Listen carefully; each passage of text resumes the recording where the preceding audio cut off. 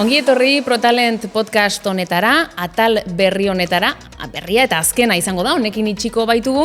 Eta ondarreko honetarako tolosar bat ekarri dugu, tolosar bat gonbidatu dugu, Ainhoa Elola da bera, hanpon 6 urte terdi daramatza lanean, eta IT taldeko kidea da, baina bera kontatuko digu, xehetasunean zein den bere lana. Ainhoa, kaixo? Kaixo, ongi etorri. Eskerrik asko. Bueno, zerbait aurreratu dugu, baina konta iguzu, hanpon zein alorretan egiten duzun lanzuk.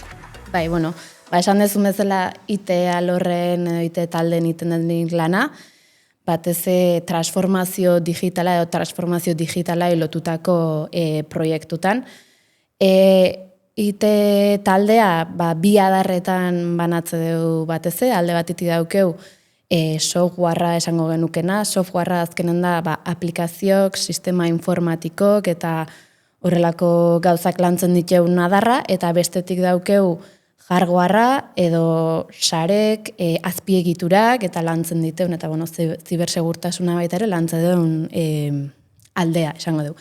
Eta ni batezen hau enfokatuta softwareko alderdi hortan, aplikazion proiektu informatiko eta aplikazio berrik implantatzen kudeaketan, haitzen naiz batez. Eta gaur egun IT alorrean, non daukazu jarrita fokoa, esango dugu?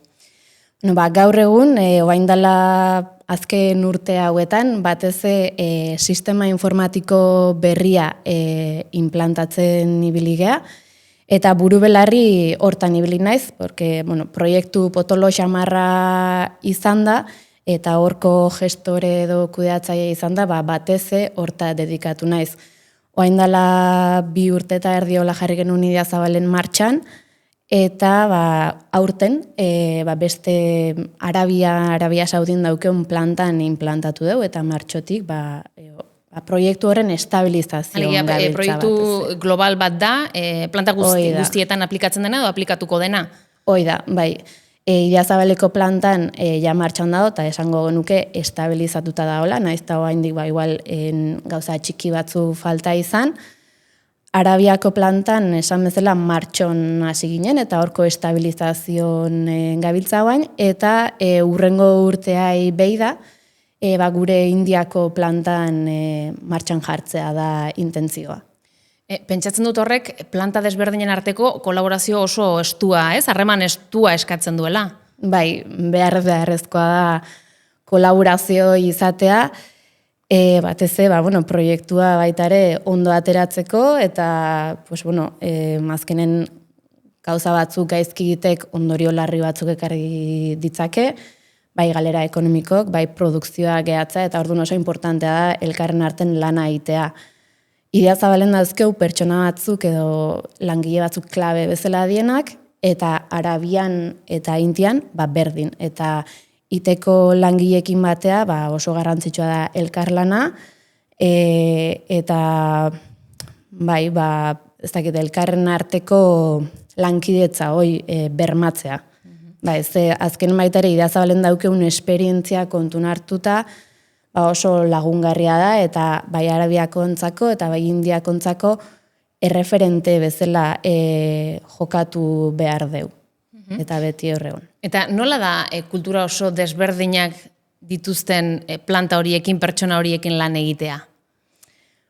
Nahi pertsonalki gustatzen zaiten gauza bada, eta oso aberasgarria iruditzen zaiten gauza bada, nahi kultura ezberdinak ezagutzea beti piztu izan dit jakin mina, eta interesgarria da ikustea behaien ze kultura daukean, nola itxen duten lana, batzutan alare oztopore izan leike kasu batzutan, azkenen lan itxeko modu desberdina dauzkea, hizkuntza desberdina daukea, eta horrek komunikazioa zailtzen du baita ere. Baina aldi beren, bakoitzan borondatea kontun hartuta, eta bakoitzak intentzio ona jartzen badu ez, bere alde onare bai izan leikez, iritzi desberdinak kontun hartzea, eta aberasgarria izan leike, eta seguruna, edo kasu honetan Arabiako kasun izan da bezala, puntu onak bai izan ditu, eta lankidentza indartsua lortu deu, eta baita Idiazabaleko eta Arabiako planten arteko komunikazioa hobetu da. Plus bat da, alegia. Hoi da. Tira, kanpotik ikusita behintzat, mundu digitala sekulako azkartasunez ari da garatzen ziztu bizian. Aipatu diguzun proiektu horrez gain, RP proiektuaz gain, hanpo orokorrean digitalizazioari dagokionean nola ari da garatzen? Bai, egia esan merkatua oso azkar doa, tresna eta teknologia berri asko aidea ateratzen, eta esan dezun bezala oso azkar doa aldatzen. Eta, bueno, pues, hanpon bai daola teknologia bultzatzeko helburu batzu daude, estrategikoki begiratuta baita ere hortan inbertitu nahi da, eta, bueno, pixkanakagoaz, gauza asko daude egiteko haindik, hobetzeko puntu desente dauzkeu, baina bai goazela pixkanaka proiektu horiek aurra ematen. Azken finen, proiektu teknologiko hauek ez die aste batetik bestea egiten dien gauzak, bere denbora behar du, eta pixkanaka jun behar du, baina, bueno, bagoaz, eta jendeak bai intentzio ona dula edo laguntzeko prest dagoela ikuste du, eta aigea hortan lanen. Eta abiadura hori edo azkartasun hori kontuan hartuta, formakuntzak ze garrantzia dauka hor? Ematen dizu hanpok ere etengabeko formakuntza hori jasotzeko aukera? Bai, hanpon bertan izate ite, antolatze formakuntza batzuk, antolatze ez ite alorreko ontzako bakarrik, baizik eta enpresan orokorren antolatzen dien formakuntza batzu daude. Adibidez, Word, Excel, PowerPoint, olako aplikazio oinarrizkok nola erabili edo behaien erabilera hobetzeko formakuntza batzuk izateie. Baita ere ematen ditu, baina dela gutxi izan dugu adibidez, hanpoko produkzioa ilotutako edo produzitzen dien produktui buruzko formakuntzak, eta hortaz aparte egitea lorra ilotutako espezifiko goke bai iten diteu gure taldetik. Adibidez momentu hontan, sapeko formakuntza espezifiko batzuk aigea antolatzen, tekniko dienak, eta hortaz aparte tarteka, hanpotik kanpoko hitzaldi edo ekitaldi eta jutegea, ze teknologia datozen ikusteko, ze onurak ekarri ditzaketen, nola aplikatu teknologia horiek kanpon, pixkat atzea ez gehatzeko. Ze holakotan espazea formatzen, atzea gehatu lehikezu eta eguneratzea beharrezkoa da, beharrezkoa. Adimen artifiziala, inteligentzia artifiziala ere ziztu bizian doa. Nola ari da integratzen nau hanpo? Inteligentzia artifiziala sartu nahi duen gauza bada, baina oraindik pauso txiki batzu bakarrik eman diteu. Oraindik da gai bat jende askok edo ez daukena ezagutza handia edo jakintza handia, orduan pixkanak gabiltza, baina bai dauzkeulaia proiektu txiki batzuk martxan. Adibidez, salmenta eskari bat sartzen da momentun, bezeroak dokumentazio luze bat bialtzen digu, bere espezifikazio guztikin, ze gauza nahi ditun espezifikatuz, produktua nolakoa izan bardun eta bar, eta gaur egun ingenieroak edo errebisatu behar izateu dokumentazio guztioi. Intentzioa da, inteligentzia artifizialakin lagunduta, inteligentzia artifizialak dokumentu irakurtzeko gai izatea, eta hortik datu esanguratsunak eta lortzea, eta sisteman integratzea zuzenen, eta laburpen bat ebaiitea. Baita ere beste proiektu bat martxan daukeuna da, kalitatekin lotuta da ona. Azkenen ekoizpen prozesua aurra di joan enen, piezak askotan poroak edo pitzadurak edo izan ditzazkete, eta orduan inteligentzia artifizialan bidez pitzadura horiek edo poro horiek detektatzen errezago lagundu lehikez, askotan ikusiz bakarrik ez da antzematen zerbait da hola. Beste tema bate bai bastante aigean aurratzen da, makina eta ekipon monitorizazioan. Monitorizazio horrek laguntzen dizu, momentun ze pasatzen nahi dan ikustea, eta etorri deizken matxura horiek aurre ikustea baita ere. Pentsatzen dut, zibersegurtasuna bermatu beharreko zerbait dela, ez? Garrantzizko zerbait dela. Ez dakit alor horretan nola zaudeten? Bai, azkenen gai hau baita ere da puri-purin dagoen gai bat. Eta bai, honen ingurune baita ere proiektu importante bat garatzen nahi gea. Azken 4-5 urtetan desente inbertitu deu zibersegurtasunan alorren, ze azkenen oso gai serioa da eta oso importantea da, bai pribatutasuna bermatzeko eta segurtasuna baita ere bermatzeko, ez? Adibidez, azken urtetan indeun proiektu bat, eda SIEM izen hauna, azkenen da kooperatibako ekipo guztik monitorizatzen ditu, eta zerbait susmagarria detektatzen momentun, abisu bat pasatzen digu. Eta orduan gero guk abisu hori analizatzen dugu, eta ikuste dugu mehatxu bat izan leiken, edo ez, eta mehatxu bat izan badaiteke, horren aurren beste tresna batzuk implantatzen ditugu. Gerratu zaizu, zibererasorik jasan duzuen noiz bait? Pentsa dut, errespetu ematen duen zerbait dela, klaro. Bai, errespetu handia ematen duna. Baina egia esan, azkeneko urtetan bastante zorteko gaude. Azken 6 urtetan, nola, behintzat, ez deu zibererasoi jaso, edo ez deu detektatu behintzat, baina lareo izan bezala geozatresna gehiago jartzen nahi baita ere detektatu izateko. Egunerokora joan da, nola da zure lan egun bat, zer egiten duzu, alege iristen zara, eta nola hasten da eguna? Bueno, egun bakoitza ezberdina izatea, baina, bueno... Hori ez da txarra, ez da, ere, pentsatzen dut. Ez, ona da, eta baita ere, monotonia hori ez dezulako izaten baita ere. Baina, bueno, normalen izatea, etortzen naizenen korreoa behidatze, eta berze gauza dauzketen, zerbait importantea edo urgenta badago hoi priorizatzen saiatzen naiz. Eguna pixka bat antolatzet planifikatzen dut, gero normalen bilera batzuk izaten ditut,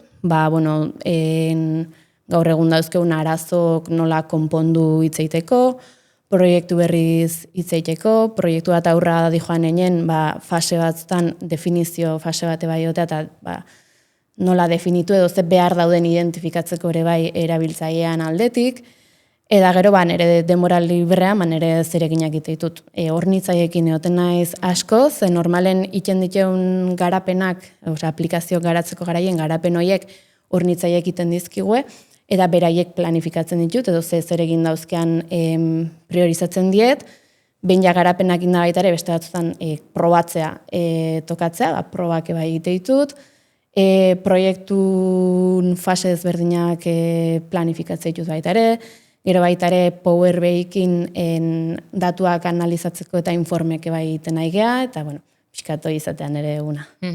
Eta hanpon lan egitetik, hemen lan egitetik, zer da gehien gustatzen zaizuna? Gehien bat gustatzen zaitena da giroa. Batez giroa, jendearekiko gertutasuna baita ere, eta orokorren jendea laguntzeko prest egoteala. Eta horrek baita ere iteo azkenen lan eremu erosogo bat izatea, ez, edo atxekinago bat izatea, eta batez hori gustatzen zait. Eta gero baita ere gauza asko itxeko egoteare bai gustatzen zait, azkenen horrek mateit aukera azteko, ikasteko, bai pertsonalki eta bai profesionalki. Tia, dena ez da perfektua, galdetuko dizut ere zer den gutxien gustatzen zaizuna edo kaso zailena egiten zaizuna? Bai, dena ez da erresa izaten, eta batez gure alorren azkenen nola bultzatzen ditzeun teknologia berrik, laniteko modu berrik. Askotan jendeak pixkat eukitzeu beldurra bezala hoiek erabiltzaz azken, baina normala da baita ere, ez? Ohituta daude modu batea lan iten, eta azkenen sistema berri bat edo zerbait berria proposatzen danen behaien laniteko modua aldatu behar dute. Orduan nola batxe barrera bat bezala jartzeue hasiera baten, jendea ez da hain gustatzen, baina hasieratik lan, ondo edo modu berri horrek ez dizu erakusten ze onura ekarriko dizkizun edo zaila da ikustea, gero ze onura ekarriko dizkizun. Baina, gero ja prozesu barneratzen eta sistema ezagutzen juten dienen normalen jendea bastante gustatzea eta hori bai gustatzen zaidea asetzen diten gauza bada. Gauza polita da hori. Zuk orain badukazu eskuartean erronkarik, Esku hartzen dauzketen proiektuk, esango nuke bateze. Alde batetik, lehen esan deten bezala, SAP ERP berria Indian implantatzea, urrengo urtea ibei da. Baitare tokatzen zaigu SAPeko bertsio berria instalatzea, horrek suposatzen duena, porque azpiegitura batzuk aldatu behar die, gero prozesu guzti bereze probatu behar die, ondo funtzionatzen dula bermatzeko. Eta gero, inteligentzia artifizialakin esan deuna, hor proiektu horietan pausok ematea eta ikustea baliagarria zaigula gurire. Esan dugu sarreran ere bai, 6 urte terdi daramatzazula Anpon, hola da, ezta? 6 urte terdi dira. Bai. Zer eman dizu zuri ibilbide honek, profesionalki apur bat esan diguzu, pertsonalki? Pertsonalki ere asko lagunduik, batez ikasten eta gauzak nola harture asko aldatu zait. Iguala hasieran ez dezunen enpresa ezagutzen eta ez dakit urduritasun asko izaten die baita ez. Eta denborakin ikasi dut gauza batzuk beste erabatea hartzen, enfoke ezberdinetatik ikusten, empatika izaten baita ere, jendeai laguntzen, jendeai entzuten, eta baita ere, hasi nintzen lan batzuk edo zeregin batzuk egiten, eta pixkanaka ardura gehiago hartzen joan ez baita ere, talde bate kudeatzet gaur egun, eta motibagarria edo erronka bate izan da netzako. Eta zure alorretik edo itetik apur bat haratago, zure ustez zerk egiten du berezi Anpo? Batez esango nuke bi kontuk.